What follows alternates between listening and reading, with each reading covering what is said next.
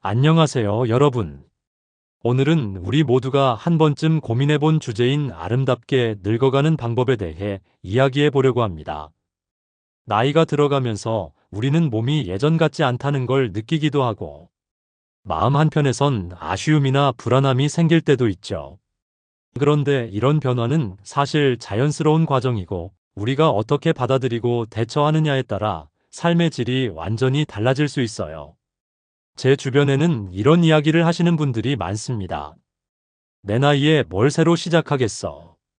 젊었을 때 잘 살아야지. 이제 와서 뭘 해? 하지만 저는 그렇게 생각하지 않아요. 나이는 숫자일 뿐이고, 우리의 삶은 매 순간 새롭게 시작할 수 있습니다. 그리고 오늘 나눌 5가지 방법은 여러분이 지금 바로 실천할 수 있는 평생 빛나는 삶을 살아가게 도와줄 아주 간단한 비결이에요. 여러분은 나이 들어가는 걸 어떻게 느끼세요? 어떤 분들은 나이가 들어간다는 건 점점 쇠퇴한다는 거야 라고 생각할 수도 있겠지만, 사실 우리가 어떻게 나이 드는지를 결정짓는 건 삶의 태도와 습관이에요. 실제로 하버드 성인 발달 연구에 따르면 나이가 들수록 행복한 사람들의 공통점은 단순한 것들이었어요.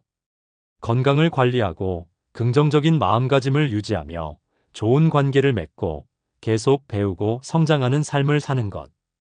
그리고 이 모든 걸 주변 사람들과 나누는 것이죠.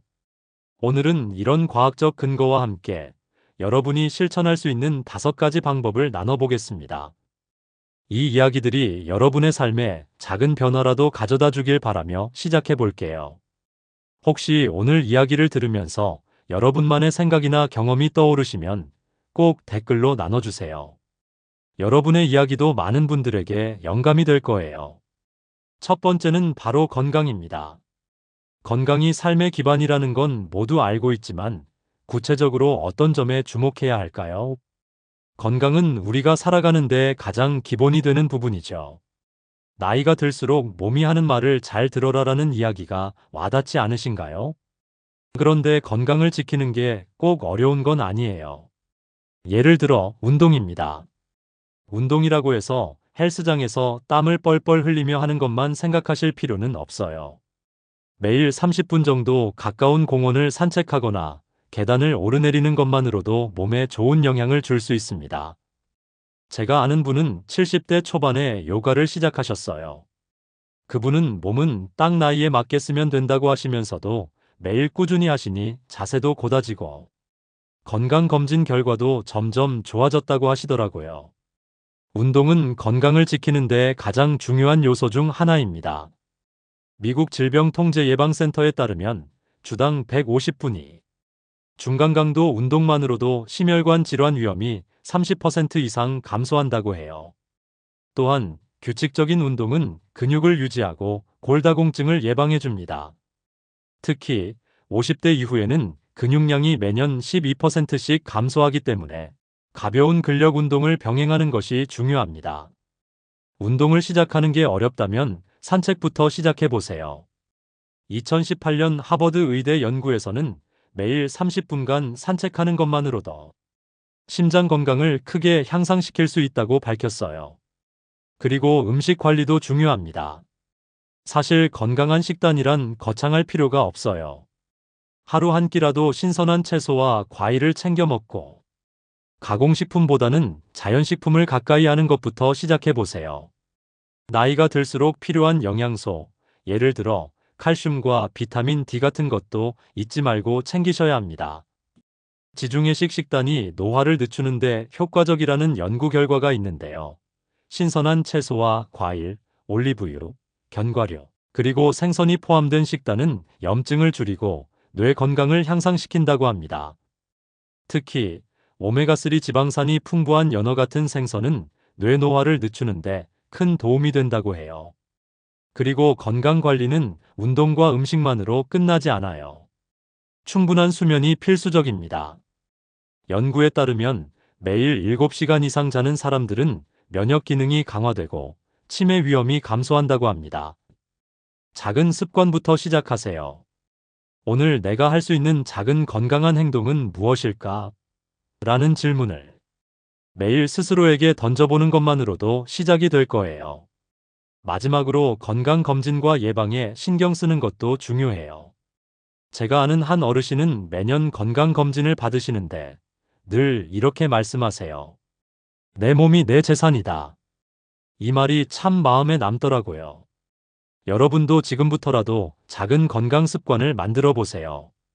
몸이 좋아지면 마음도 훨씬 가벼워질 거예요. 두 번째는 긍정적인 마음가짐입니다. 나이가 들수록 스트레스를 줄이는 것이 건강과 행복의 열쇠라는 사실 알고 계신가요? 나이가 들면서 느끼는 삶의 무게감이나 책임감, 때로는 외로움까지 우리를 힘들게 할 수 있죠. 그런데 그런 순간에도 우리가 선택할 수 있는 한 가지는 바로 마음가짐이에요. 저는 감사하는 마음을 정말 추천드리고 싶어요. 하루에 딱 3가지만 감사한 일을 적어보세요. 처음에는 뭐가 감사하지? 라고 생각할 수도 있어요. 하지만 시간이 지날수록 점점 감사할 일이 많아지고 내 마음이 점점 긍정적으로 바뀌는 걸 느끼실 거예요. UC 버클리 연구팀에 따르면 감사의 마음을 자주 느끼는 사람들은 스트레스 수준이 낮고 삶의 만족도가 더 높다고 합니다. 매일 감사일기를 써보세요. 오늘 가장 감사한 3가지를 적는 것만으로도 뇌의 신경 연결이 긍정적으로 변화한다고 해요. 흥미롭게도 긍정적인 감정은 단순히 기분을 좋게 하는 데서 끝나지 않아요. 미국 심리학 협회의 보고서에 따르면 긍정적인 태도를 유지하는 사람들은 염증 수치가 낮고 심혈관 질환 위험도 감소한다고 합니다. 그리고 스트레스를 관리하는 것도 중요해요. 스트레스는 우리 몸과 마음을 갉아먹는 가장 큰 적이잖아요. 간단한 명상을 해보시거나 자연 속에서 시간을 보내보세요. 저는 개인적으로 바람을 느끼며 걷는 걸 참 좋아하는데 이 시간이 정말 마음을 편안하게 해줘요. 또 하나 추천드리고 싶은 건 명상입니다. 2014년 존스 홉킨스 의대의 연구에 따르면 명상은 스트레스를 줄이고 우울증과 불안을 완화하는 데 큰 효과가 있다고 해요. 명상이 어렵게 느껴진다면 그냥 조용히 앉아서 5분만 깊게 숨을 쉬어보세요. 그것만으로도 마음이 한결 가벼워질 겁니다. 마지막으로 나이 듦에 대한 시각을 조금 바꿔보세요. 우리 모두 늙어가는 게 아니라 성장해가는 중입니다. 새로운 자신을 만들어가는 과정이라고 생각하면 나이 드는 일이 덜 두렵게 느껴지실 거예요. 세 번째는 의미 있는 관계입니다. 삶을 돌아보면 결국 가장 행복했던 순간은 누구와 함께 보냈는가에 따라 달라지더라고요. 여러분도 동의하시죠?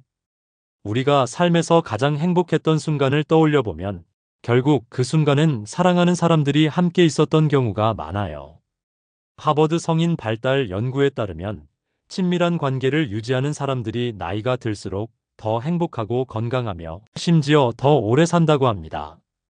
가족과 시간을 보내는 건 정말 소중합니다. 예를 들어 손자 손녀와 하루를 보내는 것만으로도 큰 행복을 느낄 수 있잖아요. 제가 아는 한 할머니는 매주 가족들과 저녁을 함께 하시는데 그 시간이 자신에게 가장 큰 즐거움이라고 말씀하시더라고요. 그리고 새로운 관계를 맺는 것도 삶에 활력을 줍니다. 동호회, 자원봉사 혹은 지역 커뮤니티 활동에 참여해 보세요. 거기서 뜻밖의 좋은 친구를 만날 수도 있고 새로운 관계 속에서 내 삶의 또 다른 면을 발견할 수도 있습니다. 제가 아는 분은 동호회에서 만난 친구들과 매주 함께 등산을 다니며 삶의 즐거움을 찾으셨어요. 새로운 사람을 만나는 건 때로는 두렵게 느껴질 수도 있지만 그 안에 분명히 보람이 있어요. 관계에서 중요한 건 경청과 공감입니다. 상대방의 이야기를 진심으로 들어주는 것만으로도 그 관계는 훨씬 깊어질 수 있어요. 에머슨 대학교의 연구에 따르면 상대방의 이야기를 잘 들어주고 공감하는 행동은 관계를 더욱 깊고 건강하게 만들어준다고 해요. 네 번째는 학습과 성장입니다. 여러분, 배움에는 끝이 없다는 말 아시죠? 나이는 우리를 막을 수 없어요. 지금부터라도 새로운 것을 배우기 시작해 보세요. 우리의 뇌는 끊임없이 새로운 것을 배우고 도전할 때 가장 활발히 작동한다고 해요. 악기, 언어, 그림, 심지어 요리까지 무엇이든 좋아요. 런던 대학교 연구팀은 새로운 것을 배우는 활동이 치매와 알츠하이머를 예방하는데 큰 도움을 준다고 밝혔어요. 특히 악기 연주나 새로운 언어 배우기 같은 활동은 뇌를 활성화시킵니다. 제가 아는 한 분은 60대 중반에 처음 기타를 배우기 시작했는데 지금은 손자들과 작은 공연도 하신다고 해요. 얼마나 멋진가요? 또한 독서를 통해 새로운 세계를 탐험해 보세요. 자기계발서나 철학책, 혹은 단순히 재미있는 소설을 읽으며 매일 조금씩 성장하는 자신을 느껴보세요. 그리고 목표를 세워보세요.